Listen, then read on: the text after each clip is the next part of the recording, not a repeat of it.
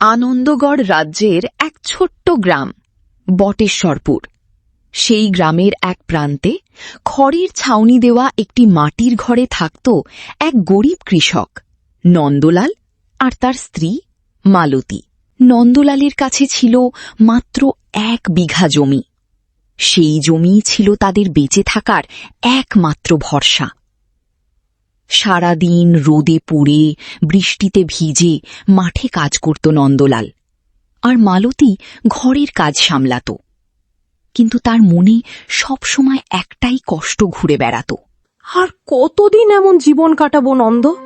পাশের গ্রামের লোকেদের দেখো, তাদের পাকা বাড়ি, গরু, গয়না, আর আমাদের। সবাই নিজের ভাগ্য নিয়ে জন্মায় মালতী, কিন্তু মানুষের আসল পরিচয় তার মন। মন দিয়ে কি পেট ভরে?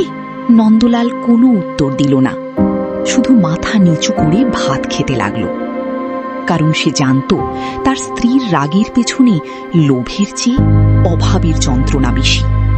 সেই বছর বৃষ্টি খুব কম হল। মাঠের ধান অর্ধেক শুকিয়ে গেল। দিন গড়াতে গড়াতে ঘরের চালের হাঁড়িও প্রায় খালি হয়ে গেল। এই যে হাঁড়িতে যা আছে তাতে কাল দুপুর পর্যন্তও চলবে না। আগামীকাল ভোরে জমিদারের ক্ষেতে মজুরি করতে যাব, কিছু না কিছু নিয়ে ফিরব। সারা দিন একই কথা বলো। পরদিন ভোরে নন্দলাল মজুরির আশায় বেরিয়ে গেল। সারা দিন কাজ করেও সে কোনো কাজ পেল না। গ্রামের ধনী কৃষকেরাও নিজেদের লোক ছাড়া আর কাউকে কাজে নিচ্ছিল না। নন্দলাল খালি হাতে বাড়ি ফিরছিল। ঠিক তখন রাস্তার ধারে একটি বুড়ো মানুষ অজ্ঞান হয়ে পড়েছিল। তার ঠোঁট শুকিয়ে গেছে, শ্বাস খুব ধীরে চলছিল। নন্দলাল চারদিকে তাকালো, কোথাও কেউ নেই। একটু জল। সে নিজের পানির কলসিটা বৃদ্ধ। বৃদ্ধ একটু জল খেলেন, তারপর খুব আস্তে বললেন, 2 দিন কিছু খাইনি। নন্দলালের কোমরে বাঁধা ছিল কাপড়ের একটি ছোট্ট পুঁটলি। সকালে মালতী তাকে যে শেষ মুঠো চাল ভেজে মুড়ি বানিয়ে দিয়েছিল, সেটাই ছিল তাদের দিনের শেষ খাবার। নন্দলাল পুঁটলিটার দিকে তাকিয়ে রইল। তার চোখে ভেসে উঠল মালতীর মুখ, খালি হাঁড়ি, ভাঙা ঘর, অভাবের সংসার। তারপর সে সবটা বৃদ্ধের হাতে তুলে দিল। না বাবা, তুমি খাও। আমি আবার খেয়ে নেব, আপনি আগে খান। বৃদ্ধ জানতেন না নন্দলাল সেদিন নিজেও সকাল থেকে কিছু খায়নি। রাত হয়ে গিয়েছিল। খালি পেটে, ক্লান্ত শরীরে নন্দলাল যখন বাড়ির দরজায় পৌঁছল, তখন মালতী দরজার সামনে বসেছিল। সেই রাতে তাদের ঘরে চুলো জ্বলেনি। কাজ পেলে? তাহলে কিছু আনোনি? আমাদের শেষ খাবারটুকু কি খেয়ে ফেলেছ? একজন খুব ক্ষুধার্ত বৃদ্ধকে দিয়ে এসেছি। আমরা নিজেরাই না খেয়ে আছি, আর তুমি অন্যকে খাইয়ে এলে। দুজনেই খালি পেটে শুয়ে পড়ল। কিন্তু একজনের চোখে ছিল ক্ষুধার জল, আর আরেকজনের চোখে ছিল অপরাধ বোধের জল। পরদিন ভোরে মোরগের ডাকে পুরো গ্রাম জেগে উঠল। কিন্তু নন্দলাল আর মালতীর ঘরে সেদিনও চুলায় আগুন জ্বলল না। খালি হাঁড়িটার দিকে কিছুক্ষণ তাকিয়ে থেকে মালতী মুখ ফিরিয়ে নিল। তার আর চোখের জল লুকানোর শক্তি ছিল না। আমি আবার বেরোচ্ছি, আজ কিছু না কিছু কাজ নিশ্চয়ই পাব। প্রতিদিন এই কথাটাই বলো। নন্দলাল সারা গ্রাম ঘুরল, কেউ তাকে কাজ দিল না। দুপুরের রোদ মাথার উপর আগুনের মতো পড়ছিল। ক্ষুধায় তার শরীর কাঁপছিল। ঠিক তখনই গ্রামের মোড়ে কিছু লোক জড়ো হতে দেখল সে।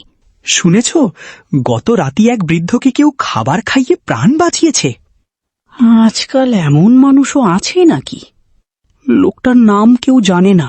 নন্দলাল চুপচাপ মাথা নিচু করে সেখান থেকে চলে গেল। নিজের ভালো কাজের কথা কাউকে বলতে তার লজ্জা লাগছিল। সন্ধ্যায় সে আবার খালি হাতে বাড়ি ফিরল। আজও কিছু নেই? মালতী এবার আর রাগ করল না। শুধু চুপচাপ খালি হাঁড়িটা উল্টে রাখল। রাত গভীর হতে না হতেই বাইরে বৃষ্টি শুরু হলো। হঠাৎ দরজায় ধীরে ধীরে কড়া নাড়ার শব্দ হলো। এত রাতে কি? নন্দলাল দরজা খুলতেই দেখল বাইরে দাঁড়িয়ে আছেন সেই বৃদ্ধ। বৃদ্ধের হাতে একটি কাপড়ের পুটলি। বাবা, গতকালের ঋণ শোধ করতে এসেছি। না না, আপনি কেন কষ্ট করলেন? তুমি না থাকলে আমি আজ বেঁচে থাকতাম না। এগুলো খুব বেশি নয়, কিন্তু আমার সাধ্য এতটুকুই। আপনি এত দূর থেকে শুধু এগুলো দিতে এসেছেন? মানুষের উপকারের দাম ধন দিয়ে শোধ করা যায় না মা। এই সামান্য খাবার আমার চোখে আজ সোনার থেকেও দামি লাগছে। কেন? কারণ এটা এসেছে মানুষের ভালোবাসা থেকে। পুটলির ভেতরে ছিল কিছু চাল, ডাল আর কয়েকটা শুকনো রুটি। সেই রাতেই বহুদিন পর তাদের চুলায় আগুন জ্বলল। মালতী ভাত রান্না করল। হাঁড়িতে ভাত ফুটছিল, কিন্তু তার চোখ থেকেও টুপটাপ জল পড়ছিল। কি হয়েছে? আমি তোমার ওপর রাগ করেছিলাম, কিন্তু আজ বুঝলাম তুমি খাবার হারাওনি, তুমি একজন মানুষের প্রাণ বাঁচিয়েছ। আমি শুধু আমার কর্তব্য করেছি। কয়েকদিন পর হঠাৎ নন্দলালীর প্রচন্ড জ্বর এলো।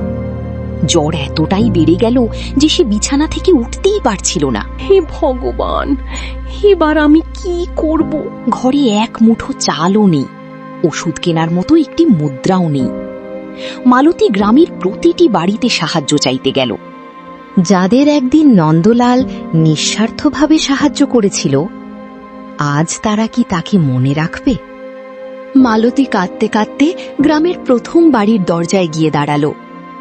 দয়া করে, আমার স্বামী খুব অসুস্থ, একটু চাল বা কিছু টাকা ধার দিন। এটা নাও মা, তোমার স্বামী একদিন আমার নাতিকে নদীতে ডুবে যাওয়া থেকে বাঁচিয়েছিল। সেই ঋণ আজও শোধ করতে পারিনি। মালতীর চোখে জল চলে এলো। সে দ্বিতীয় বাড়িতে গেল। নন্দলাল অসুস্থ? একটু দাঁড়াও। তিনি ঘর থেকে কিছু চাল, তেল আর একটি পুরনো কম্বল এনে মালতীর হাতে দিলেন। শীতের রাতে আমার বাবাকে তোমার স্বামী নিজের চাদরটা দিয়ে দিয়েছিল। আজ আমার পালা। এক বাড়ি, দুই বাড়ি, তিন বাড়ি। যে বাড়িতেই মালতী গেল, কেউ তাকে খালি হাতে ফেরালো না। কেউ চাল দিল, কেউ ওষুধ, কেউ দুধ, কেউ আবার বলল, আজ মাঠে তোমাদের জমিটাও আমরা দেখে দেব। মালতীর মনে পড়তে লাগলো কতবার সে নন্দলালকে বকেছিল। আমি ভাবতাম তুমি শুধু দিয়ে যাও, কিছুই ফিরে পাও না। আজ বুঝলাম মানুষের ভালোবাসাই সবচেয়ে বড় সঞ্চয়। সন্ধ্যার আগেই তাদের ছোট্ট উঠোনে গ্রামের মানুষজন একে একে জড়ো হতে লাগলো। কেউ ওঝা নয়, কেউ ধনী নয়, সবাই ছিল সাধারণ মানুষ, কিন্তু সবার হাতে ছিল ভালোবাসা। কাকু একদিন আমাকে পড়তে শিখিয়েছিলেন, আজ আমি তার জন্য ওষুধ নিয়ে এসেছি। মালতী, তুমি চিন্তা করো না, যতদিন দরকার তোমাদের রান্না আমি করে দেব। আমার ঘর ভেঙে গেলে নন্দলাল বিনা পয়সায় 3 দিন কাজ করেছিল।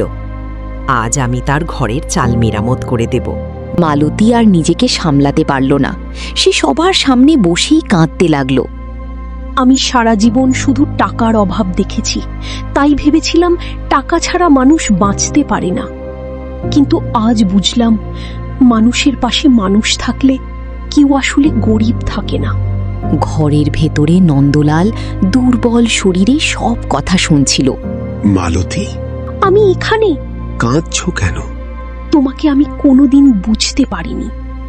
আমি বড় বাড়ি চাইতাম, গয়না চাইতাম, নতুন কাপড় চাইতাম, কিন্তু তুমি যে মানুষের হৃদয়ে একটা ঘর বানিয়ে ফেলেছ, সেটা আমি কোনোদিন দেখতে পাইনি। নন্দলাল কাঁপা হাতে মালতীর চোখের জল মুছে দিল। শোনো, যদি কোনোদিন আমি নাও থাকি, এমন কথা বলো না। একটা কথা মনে রাখবে, যে মানুষ অন্যের চোখের জল মুছে দেয়, একদিন পুরো পৃথিবী তার চোখের জল মুছে দেয়। সেই কথাটা শুনে মালতী হাউ হাউ করে কেঁদে উঠল।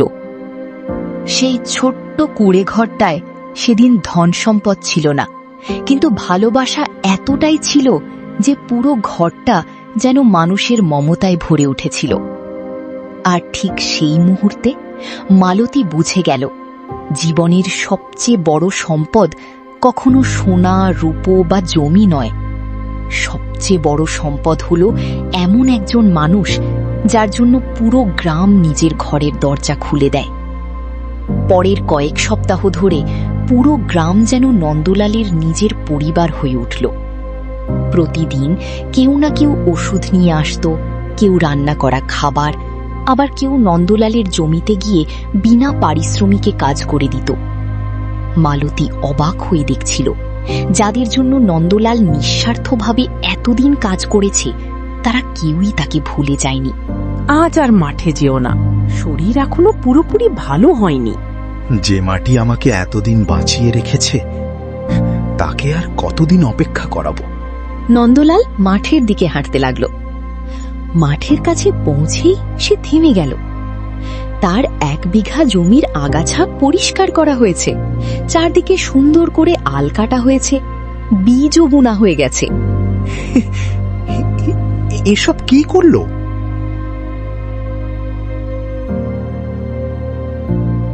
তুমি যখন বিছানায় শুয়েছিলে তখন আমরা ঠিক করেছি এবার তোমার জমি আমরা সবাই মিলে চাষ করব। বাবা, তুমি একদিন বলেছিলে মানুষ মানুষের জন্য। আজ আমরা সেই কথাই ফিরিয়ে দিলাম, চোখে জল নিয়ে। আপনি আমাদের জন্য কত কিছু করেছেন, এবার আমাদের পালা। নন্দলাল কিছু বলতে পারল না। তার চোখ বেয়ে শুধু নীরবে জল গড়িয়ে পড়ল। আজ আমি বুঝলাম, মানুষকে সাহায্য করলে তা কখনো হারিয়ে যায় না, সময় হলে তা আরো বড় হয়ে ফিরে আসে। সেই বছর বৃষ্টি ভালো হলো, কিন্তু এবার তার প্রথম কাজ ছিল না নিজের গোলা ভরানো। সে প্রথমে সেই সব বাড়িতে চাল পৌঁছে দিল যারা একসময় তাকে সাহায্য করেছিল। সবটা দিয়ে দিচ্ছ? আমাদের জন্য তো রাখতে হবে। যারা আমাদের খারাপ সময় পাশে দাঁড়িয়েছে তাদের প্রাপ্য আগে। আমাদের জন্য যতটুকু দরকার ততটুকুই যথেষ্ট। মালতী এবার আর কিছু বলল না, বরং নিজের হাতে চালের বস্তা তুলে নন্দলালের পাশে দাঁড়ালো। বছর কেটে গেল। তাদের কুঁড়ে ঘর আগের মতোই ছিল, দেয়ালগুলো এখনো মাটির ছিল, ছাদ ছিল খড়ের। কাকু, মা বলেছে আজ আমাদের ঘরে খাবার নেই। সেদিন মালতী নিজের থালার ভাতটুকুও সেই ছেলেটির সামনে এগিয়ে দিল। তাহলে তুমি কি খাবে? মা যখন কাউকে খাওয়ায় তখন তার পেট ভালোবাসাতেই ভরে যায়। কি দেখছো? তোমাকে নতুন করে চিনছি। তুমি তো আমাকে শিখিয়েছো খালি হাঁড়ির কষ্ট কেমন হয়, তাই আজ আর কাউকে খালি হাতে ফিরিয়ে দেব না। অনেক বছর পরে নন্দলাল আর মালতী বুড়ো হয়ে গেল। তাদের কোনো বড় ধনসম্পদ ছিল না। মৃত্যুর আগে নন্দলাল শুধু একটি কথাই বলেছিল, আমার জন্য কোনো বড় স্মৃতিস্তম্ভ বানিও না, শুধু এতটুকু করো, যদি কোনো ক্ষুধার্ত মানুষ তোমার দরজায় আসে তাকে কখনো খালি হাতে ফিরিয়ে দিও না। আজও বটেশ্বরপুর গ্রামের মানুষ বলে নন্দলালের ঘর ছিল সবচেয়ে ছোট, কিন্তু তার হৃদয় ছিল পুরো গ্রামের চেয়েও বড়। মানুষের আসল সম্পদ তার ঘরে রাখা ধন নয়, মানুষের মনে রেখে যাওয়া ভালোবাসা।